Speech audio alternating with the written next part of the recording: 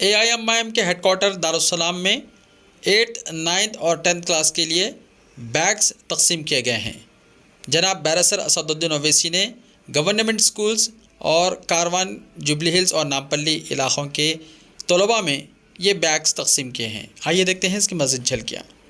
یہ جائیں جائیں نذیر صاحب ان کو نیچے اتار دیجیے، جو لیڈی ہیں وہ پیچھے چلے جائیے۔ آپ تمام کا شکریہ ادا کیا جاتا ہے۔ گرلز پیچھے چلے جائیے، آپ لوگ چلیے نیچے اتر جائیے۔ جو 10th کلاس کے طلباء و طالبات ہیں اپنا کوپن یہاں جمع کرا دیں۔ نقیبی ملت علی جناب حلاج بیرسر صاحب کے دست مبارک سے تقسیم عمل میں لائی جا رہی ہے۔ بیگز لینے کے بعد اپنے اپنے اسکول کے ذمہ دار اور گاڑیوں کے پاس تشریف لے جائیں۔ سیدھی جانب سے تشریف لائیے اور جانی جانب اتر جائیے۔ 6, 7, 8, 9 کے اگر کچھ طلباء و طالبات بچے ہیں تو وہ کاؤنٹر سے رجوع ہو کر حاصل کر سکتے ہیں۔ مولانا سید احمد پاشا خاطی صاحب معتمد عمومی وہ رکن اسمبلی خود پر کے ہاتھوں بھی تقسیم ہونے میں لائی جا رہی ہے۔ دائیں سے دفتر آپ حاصل کر سکتے ہیں۔ اپنا اپنا ٹوکن اپنے ہاتھ میں رکھیے۔ پیچھے نہیں، آپ پیچھے اتر دیجیے، چلے جائیے۔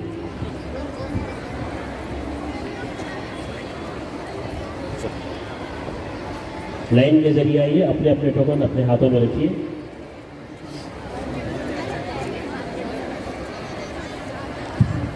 رسمی جماعت کے طلباء و طالبات جو ٹوکن جن کے پاس ہے وہ ڈائس کے قریب تشریف لائیں۔ صدر مجلس کے دست مبارک سے کچھ دی جائے گی۔ آپ تمام طلباء کا، اساتذہ کا، اسکول کے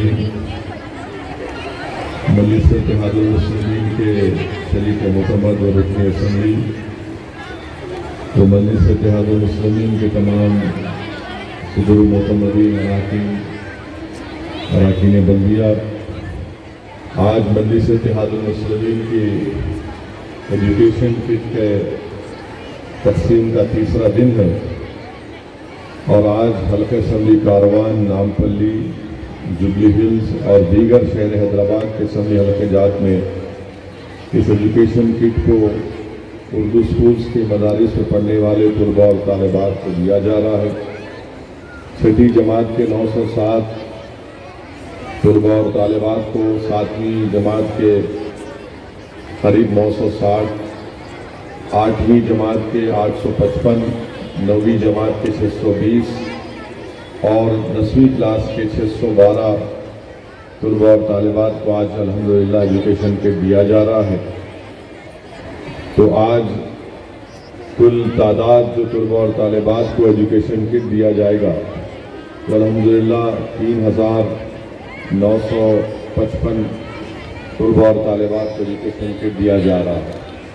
میں آج اس موقع پر اس بات کو بھی کہنا ضروری سمجھتا ہوں کہ تلنگانہ کی حکومت نے اور تلنگانہ کے چیف منسٹر نے، مجلس اتحاد المسلمین نے بھی اس بات کی نمائندگی کی تھی، اور ریاست تلنگانہ کے وزیر اعلیٰ نے اس تجویز کو قبول کیا اور ایک سدھیر کمیٹی کو بنایا تھا۔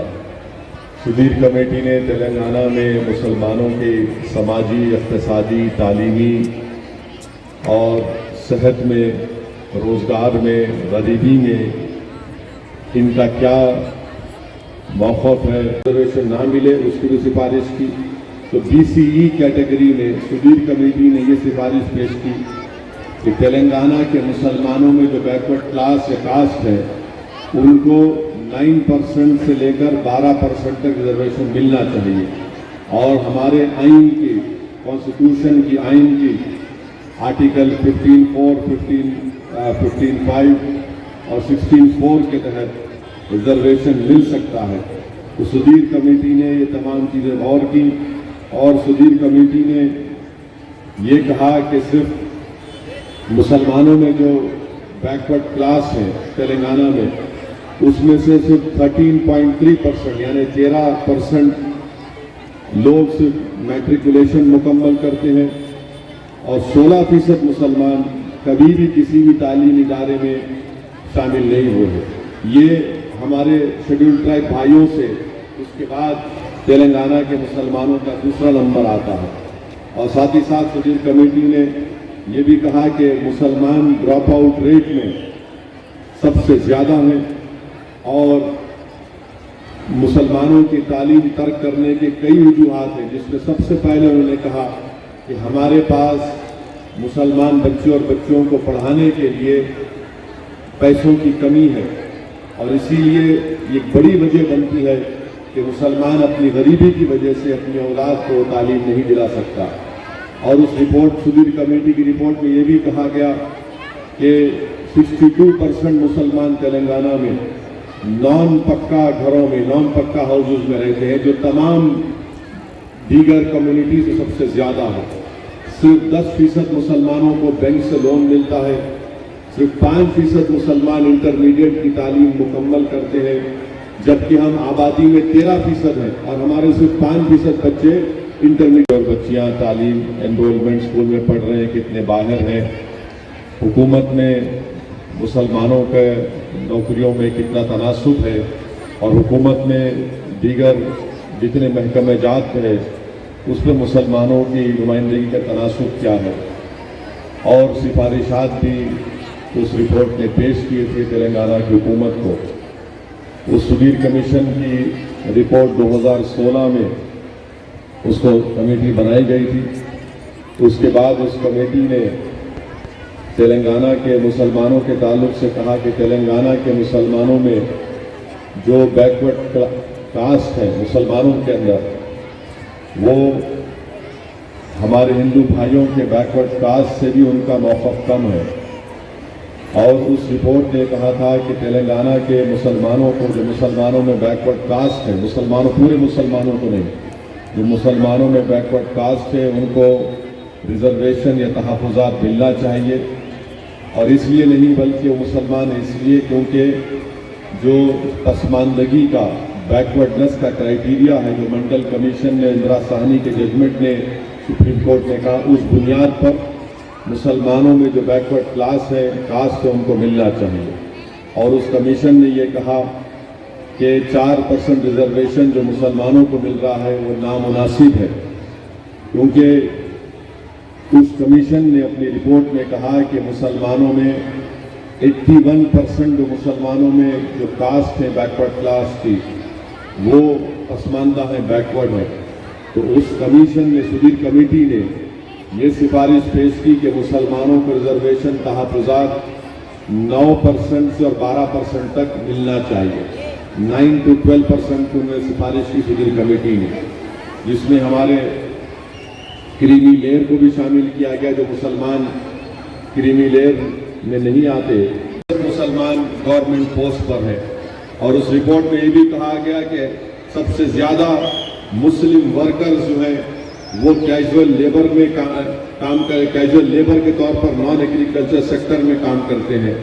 اگر آپ دیکھا جائے تو یہ سب سے زیادہ ہے مسلمانوں میں، 26.5% مسلمان ورکرز کیجول لیبر کی طور پر جو نان ایگریکلچر سیکٹر کو چھوڑ کر کام کرتے ہیں۔ اس کے بعد نمبر آتا ہے ہمارے شیڈول کاسٹ بھائیوں کا 23.1%، اور شیڈول ٹرائب لوگوں کا 23.8%۔ صرف 4% مسلمان سیلف امپلائڈ ایگریکلچر میں، اور کیجول لیبر کا آپ کو بتا دیا ہوں ایگریکلچر ایکٹیویٹیز کا۔ تو اس سے تمام باتیں معلوم ہوتی ہیں کہ زیادہ مسلمانوں کے پاس زمین نہیں ہے، اور بے روزگاری مسلمانوں میں سب سے زیادہ ہے۔ تو اسی لیے یہ اعداد و شمار میں پیش آپ کے سامنے کر رہا ہوں، کیونکہ یہ تلنگانہ کی حکومت کی بنائی ہوئی شیڈول کمیٹی کی رپورٹ ہے۔ اسی لیے میں آج کے اس فنکشن سے تلنگانہ کی حکومت سے اس بات کا مطالبہ کرتا ہوں کہ تلنگانہ کے مسلمانوں کو جو 4% ریزرویشن مل رہا ہے وہ ناکافی ہے، اور ہم خیر مقدم کرتے ہیں کہ تلنگانہ کے چیف منسٹر نے शेड्यूल्ड ट्राइब का रिजर्वेशन 10% किया है, हम उसका वेलकम करते हैं। हम हुकूमत तेलंगाना से वजीर आला के चंद्रशेखर राव से अपील करते हैं, इस बात का मुतालबा करते हैं कि जिस तरह से सुधीर कमेटी ने कहा कि 9 और 12% के दरमियान रिजर्वेशन मिलना चाहिए, फिर ये सुधीर कमेटी